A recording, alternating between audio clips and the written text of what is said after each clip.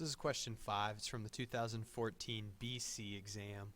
It's a non-calculator question, and what they ask us to do in part A is to find the area of this region R that the graph is given for. They tell us that we have the curve xe to the x squared and the line y equals negative 2x, as well as the vertical line x equals 1, defining the boundaries of this region. So here would be the exponential curve on the top. Here would be the line with a negative slope at the bottom, and then the vertical line on the right edge. And if we're looking for the area of R, what we can do is we can go ahead and we can take a slice of that region, approximate the slice to be a rectangle.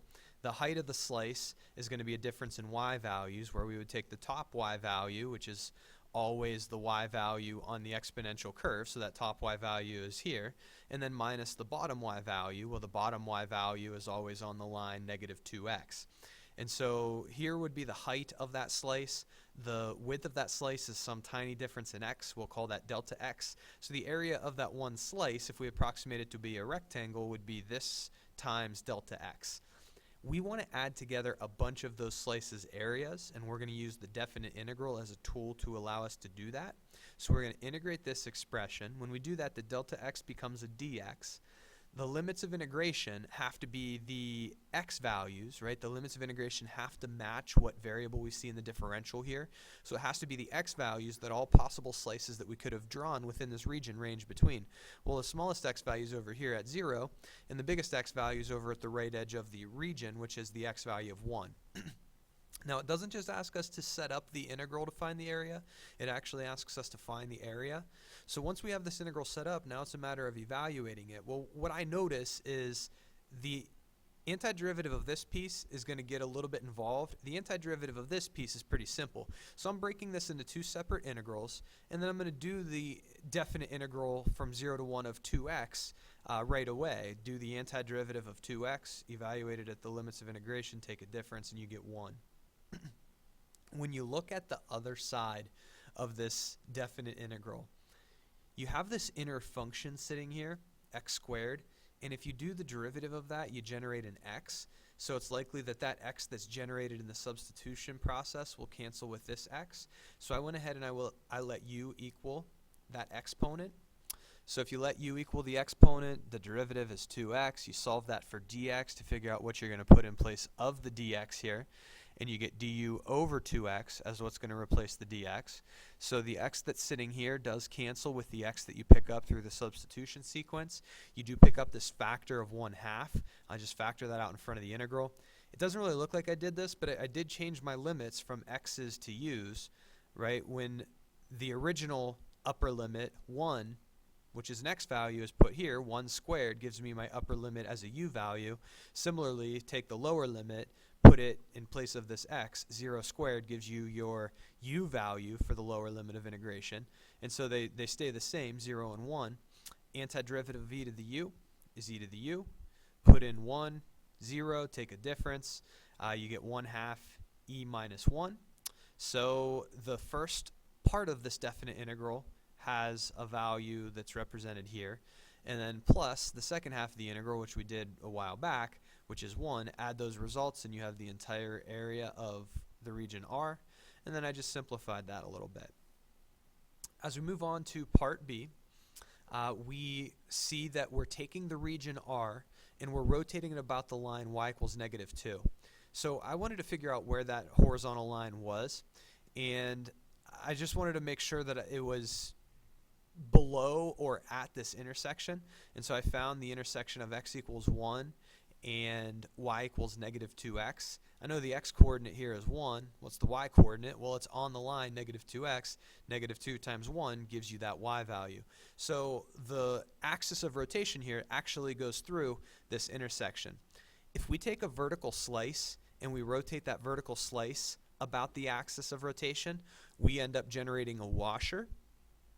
And if we want to find the volume of this washer, we're going to find the area of the face of it, which would be found by taking the area of the outer circle and subtracting the area of the inner circle. So my notation is kind of poor here. I realized this after I solved this. I've kind of redefined big R, which was already the name of the region, so that's kind of the flaw in my notation here. But my big radius from the center of my washer to the outer edge is going to, in the coordinate plane, go from the top of my slice down to the axis of rotation. So here's my big radius. I need to take the top y value. The top y value is the y value on the curve, e to the x squared. And then the bottom y value is the y value at the axis of rotation, which has a y value of -2. The inner radius goes from the center of the washer to the near edge of the slice. So in the coordinate plane, that's represented here. That's again going to be a difference in y values. I'm going to take the bigger y, the y that's further up, which is the y value on this line. So y is equal to -2x on the line, and then minus the smaller y value, which again is -2. I just simplified these a little bit. I did pi big R squared minus pi little r squared to get the area of the face of the washer, and then I multiplied by delta x, the thickness of my washer, and that'll give me the volume of this one washer approximately. I want to add together the volumes of many, so I'm going to integrate that expression as a means of adding together an infinite number of those washers' volumes. My slices that I could take and then rotate around the axis of rotation to generate my washers are going to range between the x value of 0 and the x value of 1. It says that we don't have to evaluate this one, so we're done at that point. In part C, it wants us to find an expression that represents the perimeter of the region R.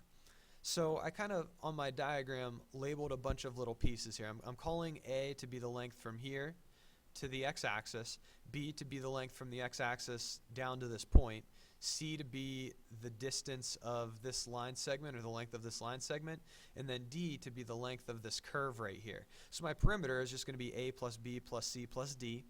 A and B are pretty easy.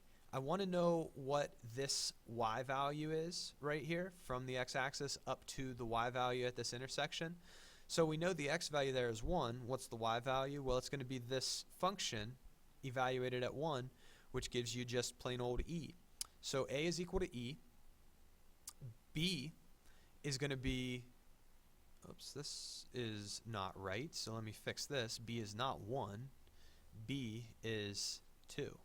Right, this dimension here is going to be 2. I go from the x-axis down to the y-coordinate of this point, which we labeled in part B to be -2.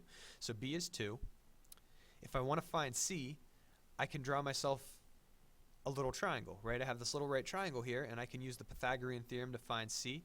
So this diagram is not really drawn to scale. We have 1 unit across the x-axis here, and then we have 2 units down. So Pythagorean theorem gives you √5 for the hypotenuse of that right triangle. And then the trickiest part of this is going to be the curve length portion of this. Well, there's a curve length formula that you've used in Calc BC, and you're going to do the integral from a to b generally of the square root of 1 plus the derivative of the curve squared with respect to x. And so I took the derivative of my curve right here using a product rule as well as a chain rule. I tossed that in place of f prime of x in the curve length formula. I needed the length of that curve from the x of 0 to the x of 1. And so the value of this definite integral will give me the length of that curve.